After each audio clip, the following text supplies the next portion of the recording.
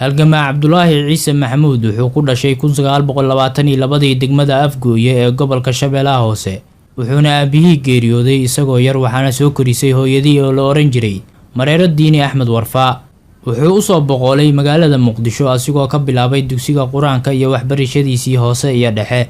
1938 Cabdulaahi Ciise isagoo jira 16 sano ayuuna ka qalin jabiyay dugsiga sare wuxuuna durba noqday maamulo xafiis 1943 wuxuu ka mid noqday golihii dhexe ee SYL oo markaas la dhihi jiray SYC asigoo 1944 ka furay magaalada Beledweyne laantii ugu horeysay ee xisbiga waxaana xusid mudan in Beledweyne tahay magaaladii uu madaxweyne Aadan Cabdulle Cusmaan kaga soo biiray xisbiga SYL halii Cabdulaahi Ciise asigoo jooga Beledweyne isla markaana tahay sanad guuradii afraad ee xisbiga ee 15 May 1947 ayaa loo doortay xogayaha ururka asigoona durba bedelay magacii ururka ee ahaa SYC una bedelay SYL ama Somali Youth League barnaamijkiisii siyaasadeed uu soo bandhigayna wuxuu ka koobnaa 5 qodob oo kala ahaa in la raadiyo gobonimadii iyo xorriyaddii shanta Soomaaliyeed oo midaysan in la dagaalamo dhaqanka kala qaybinta ee qabyaaladda ku dhisan in laga taqaluso cidii ka hortimaada danta Soomaaliyeed in waxbarashada lagu baahiyo dalka lana dhiso aqoonta iyo waxqabadka dhalinyarada iyo in la qoro afka Soomaaliga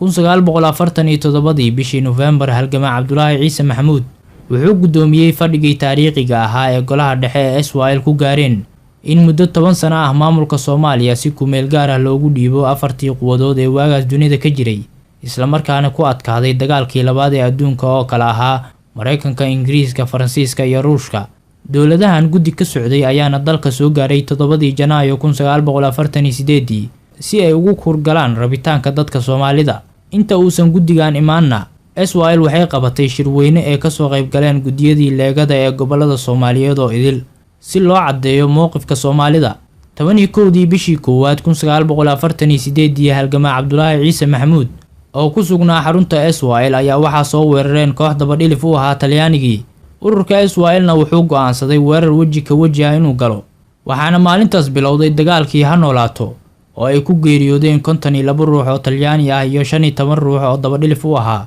inkastoo maalintaasi ay dagaalka ku geeriyoodeen 14 wadaniyiin ah oo ay ka mid tahay halyeeyad Xaawo Cusmaan Xaawo Taako 28 bishii 10 1948 ayuuna dalka ka dhoofay si uu uga qayb galo shir ka dhacay Paris oo ay soo qaban qaabiyeen wasiiradii arrimaha dibadda Talyaaniga iyo Ingiriiska 31 bishii 10 1948 wuxuu halgamaa Cabdulaahi Ciise warqad u qoray xogayihii qaramada midoobay asigoo u sheegay in Soomaaliya doonayso xorriyaddeeda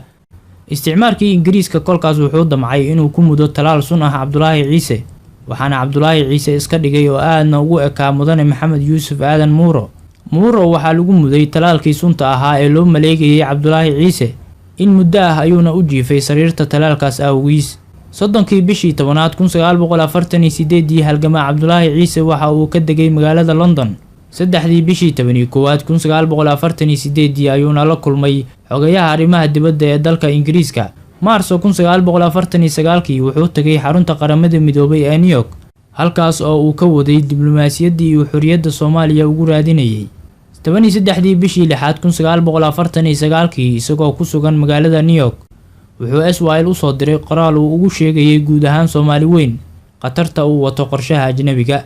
21 bishii 11 1949 wuxuu suurtageliyay in qaramada midoobay soo saarto go'aan koonfurta Soomaaliya xorriyadda lagu gaarsiinayo muddo 10 sano ah ayadoo uu maamulayo Talyaaniga iyo guddi ka socday qaramada midoobay oo ka koobnaa dalalka Masar, Filibiin iyo Colombia oo ilaalinayay howlaha xorriyad gaarsiinta sida ay u socdaan 18 bishii 10 1950 halgamaa Cabdulaahi Ciise Maxamuud dacwad ka dhan ah maamulkii Afis ayuu u qoray qaramada midoobay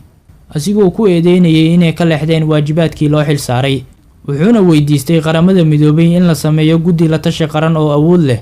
wuxuu kaloo qaramada midoobay weydiistay in Soomaaliya laga difaaco ajnabiga ku soo qulqulaya gaar ahaan kuwa Talyaaniga ahaa 1954 wuxuu ku guuleystay inuu ka dhaadhiciyo qaramada midoobay in la isgarab dhigo oo meel qura laga wada taago calamada qaramada midoobay Talyaaniga iyo midka Soomaaliya 1956 ilaa 1960 halgamaa Cabdulaahi Ciise Maxamuud wuxuu ahaa ra'iisul wasaarihii ugu horeeyay ee Soomaaliya 1959 wuxuu mar labaad ku guuleystay xilka ra'iisul wasaarenimo 12 bishii afraad 1960 wuxuu abaabulay saxiixayna digreetadii lagu dhisay ciidanka xoogga dalka Soomaaliyeed,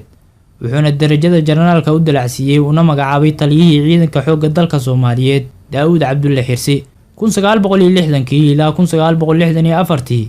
wuxuu ahaa wasiirka arrimaha dibadda. 1964 ilaa 1967 wuxuu ahaa wasiirka caafimaadka. 1973 ilaa 1984 wuxuu ahaa danjiraha Soomaaliya u fadhiya dalka Sweden, isla markaana wakiil ka ahaa dhammaan wadamada la isku yiraahdo Scandinavian-ka. 24 bishii 3 1988 ayuuna ku geeriyooday magaalada Rome ee dalka Talyaaniga. 29 bishii 3 1988 ayaana meydkiisa la keenay dalka. waxaa loo aasay si heer qaran ah, iyadoo halgamayaashii SYL dhammaantood ay aaskiisa ka soo qayb galeen intii markaa nooleed iyo guud ahaan dadweynaha Soomaaliyeed, waxaana muddo 3 maalmood ah hoos loo dhigay calanka Soomaaliya.